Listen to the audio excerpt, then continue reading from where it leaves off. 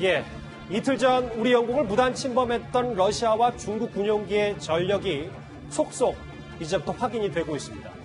그런데 그 전에요.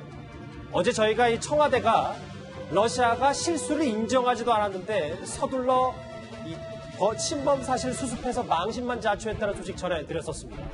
그 자세한 내막이 오늘 드러났습니다. 자, 지금부터 이게 더 큰 문제인 것 같습니다. 조진 부장. 네.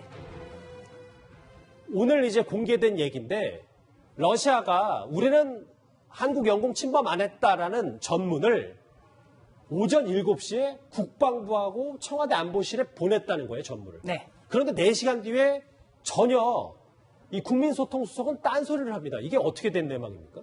네.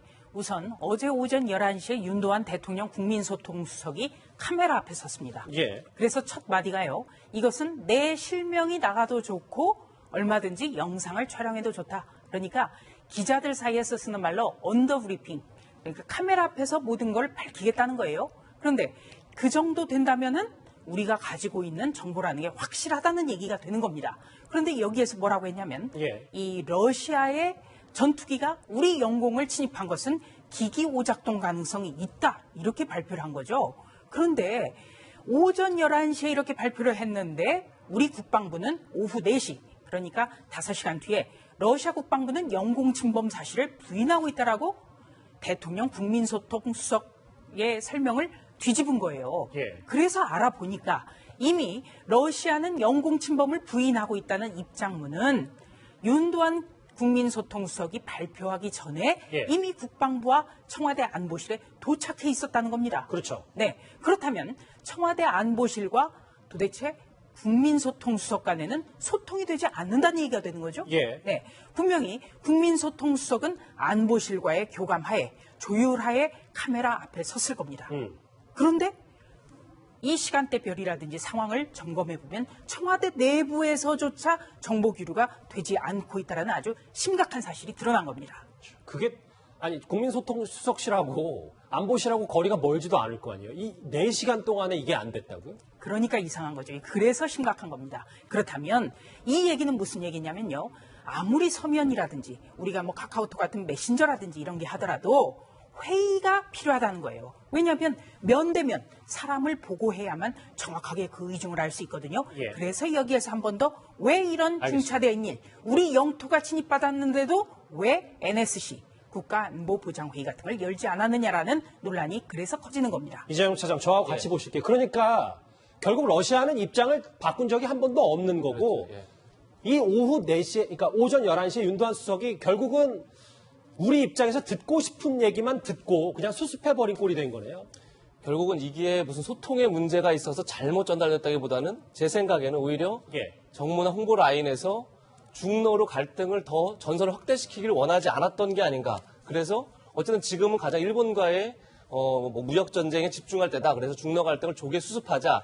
이런 판단이 크게 작용해서 예. 그래서 보고 싶은 건 본다 이런 말처럼 결국은 굉장히 지금 러시아에 쌓이는 분명한 것에도 불구하고 결국 국민소통수석실에서는 그걸 조기 종결하기 위해서 잘못된 메시지를 전달한 게 아닌가. 그래서 결국은 소통 문제보다는 메시지 관리 능력에 어떤 허점이 드러나는 거 아닌가 이런 생각이 듭니다. 두 분 말씀 종합해도 어쨌든 소통도 문제고 뭐 메시지 관리, 조기 수습하려고 했던 그 망신살을 자초한 건데 두 가지 다 엄청나게 큰 실책입니다.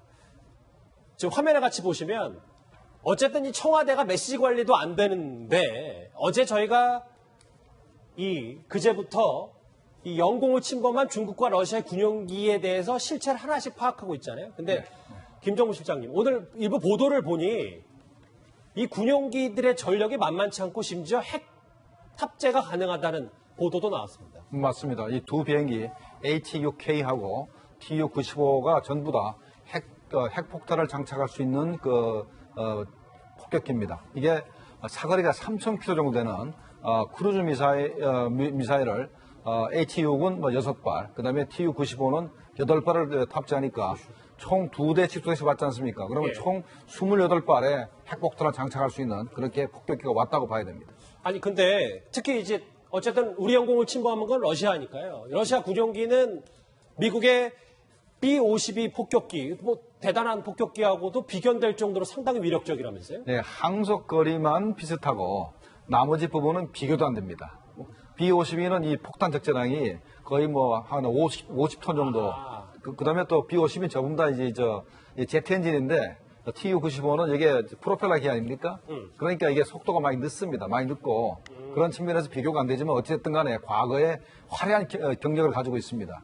61년도에 50메가톤짜리 그 짜르본바라는 그 핵폭탄, 수소폭탄을 터뜨려가지고 예. 피해 반경만 1000km라는 그 위력을 한번 보인 적이 있습니다. 그래서 저 비행기에서 떨어뜨렸고, 그 다음에 지난 러시아가 핵실험할 때 수십 차례 저 비행기로 이제 핵실험을 했었습니다. 그러니까 B-52와는 어느 정도 차이가 있지만 어쨌든 러시아의 주력 전략 자산은 분명하네요. 저거는 은퇴시키는 게 낫지. 저런 그렇습니까? 고물 비행기는 고물입니다. 다만 거기에 실린 핵미사일 자체는 신형인데 비행기는 사실 갖다 버려두고 주워가지도 않습니다. 그렇군요. 어쨌든 말씀처럼 우리가 그럼 기계에 집중하지 말고 핵에 집중해보면 네. 이게 러시아와 중국의 이런 핵까지 탑재할 수 있는 폭격기가 왔다 갔다 했다는 건 미국의 대응을 한번 떠보기 위한 거라는 전략이라는 분석도 있습니다. 맞습니다. 이제 인도 태평양 전략 때문에 중국과 러시아가 압박을 많이 받고 있죠. 그다음에 이제 중국도 러시아도 현재 미국 어떻게 보면은 이제 미국의 제재를 받고 있습니다. 그러니까 크림반도를 강제 점령한 이후에 이제 미국의 제재를 받고 있고, 그래서 지중해에서 압박을 받고 있고, 그다음에 이제 중국은 이제 남중국에서 압박을 받고 있지 않습니까? 그래서 두 나라가 힘을 합쳐서 미국을 현재 어떻게 하면은 그냥 코너로 몰아볼까 해서 힘을 합친 거거든요. 그런 측면에서 이번에 이 동해 자체를 중국과 러시아의 작전 지역화했다라는 게 가장 의미가 크고, 그다음에 인도 태평양 전략을 뚫고 태평양으로 둘이 힘을 합쳐서 진출하겠다, 이런 전략이 보이는 겁니다. 화면 같이 보실게요. 김종국 씨. 근래 들어서 사실 뭐 저도 국방부를 출입했을 때 여러 가지 뭐 상황들을 봤었습니다만 근래 들어서 이렇게 동해상이 거의 4개 나라의 군용기가 30여 대까지 될 정도로 이런 준전시 상황은 이틀 전 일이기도 하면 돌이켜봐도 좀 정말 아찔한 순간이었잖아요. 네, 아찔한 순간이었습니다. 이거는 자칫 잘못하면은 우리가 그 기관포를 쐈던 A-50 조기 경보 통제기는 그 미사일이 없습니다. 미사일이 없기 때문에 뭐 크게 위협되지는 않습니다만 근처에 이 전략 폭격기가 있었다 그러면 요새 미국이나 러시아가 가지고 있는 공대공 미사일이 사거리가 280km 됩니다. 그럼 저 멀리 있어도 우리 비행기를 공격할 수 있기 때문에 어제 그 상황 자체가 상당히 위험한 그 일이었다라고 우리가 판단할 수 있는 겁니다. 그러니까 알고 보니까 핵 탑재 폭격기가 우리 영공을 침범했다. 자, 오늘 자유한국당 나경원 원내대표는 이번 사태를 거론하면서 원포인트 국회 개최를 촉구했습니다. 그 목소리 들어보시죠. 독도가 뚫리고 동해상이 뚫리고 직파 간첩에 뚫리고 대한민국 안보에 구멍이 숭숭 났습니다. 청와대 안보관에 싱크홀이 뚫린 것입니다. 청와대 그리고 정부 대통령이 안 하는 일 국회가 나서야 될 때라고 생각을 합니다. 다음 주에 원포인트 안보국회를 열어야 한다고 생각합니다. 외통위 등 우리 관련 상임위가 열어질 수 있도록 최선을 다해서 노력하겠습니다. 다시 한번 촉구합니다. 원포인트 임시국회라도 열 수 있도록 민주당은 임시국회 소집 논의에 적극적으로 나설 것을 다시 한번 촉구하는 바입니다. 자, 이재용 차장. 예. 원포인트 국회는 일단 잠깐 접어두더라도 예. 우리가 우리 안에서 뭐 메시 관리가 안 됐다는 이 측면 때문에서 그런지 모르겠지만 오늘까지도 러시아에 대해서 강경하게 목소리 낸 적도 없잖아요. 그렇죠. 오히려 국방부는 일본만을 비난했죠. 러시아를 빼놓고 예. 일본이 이제 독도 영토에 대한 얘기를 하니까 거기서 반발했는데 사실 진짜 아까도 말씀드렸지만 사실 엊그제 상황은 거의 준전시 상황 아니었겠습니까? 그렇죠. 그런 상황에서도 오히려 청와대 메시지는 러시아 입장이 분명한데도 오히려 엉뚱하게 전달을 하고 뭐 러시아가 유감표명을 한 것처럼 그렇게 어떻게 보면 호도를 한 거죠. 그런 점에 있어서 어떻게 지금 나경원 원내대표가 얘기한 것처럼 국회에서 따져보는 건 너무 당연한 것 같고요.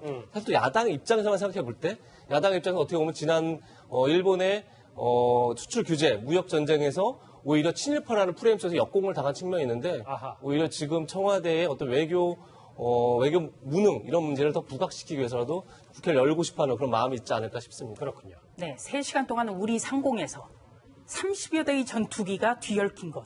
이거는 초유의 사태입니다. 그렇죠. 이런 적이 없었죠. 그리고 러시아, 중국, 일본 이 세 나라를 생각해 보면 구한 말에 조선의 패권을 차지하기 위해서 싸웠던 그 나라 그대로예요. 그런데 이 침략이라는 뜻을 저는 유심하게 다시 한번 살펴봤습니다. 침략이라는 건요, 남의 나라 군대에 의해서 우리 영토가 침략을 당한 거. 그렇죠. 그러니까 남의 나라 군대가 우리 땅에 들어온 것을 침략이라고 하거든요. 지금 민주당에서는 일본 경제 침략 특위위원회 있죠. 그리고 조국 민정수석 같은 경우는 침략을 당했다고 죽창 들고 싸워야 된다라는 죽창가도 올렸습니다. 예. 그렇다면 더더욱이 이 논리에 근접해서 생각을 해보면 지금은 죽창 정도가 아니라 관군도 동원하고 회의도 열고 지금 비상 상황인 거예요. 경제법보다 더 중요한. 그렇습니다. 그런데 청와대와 여당과 국방부가 러시아와 지금 중국에 대해서는 첫날에 아무런 반응이 없었어요. 회의도 안 열고. 그렇기 때문에 비판받는 겁니다. 알겠습니다. 자, 알고 보니 핵 탑재 폭격기였다. 지금 북중러의 각각의 무력 시위 얘기를 해봤습니다. 다음 주제 외교안보 소식 또 하나 있습니다. 어찌 보면 우리 얘기일 수 있습니다. 주제 같이 확인해 봅니다.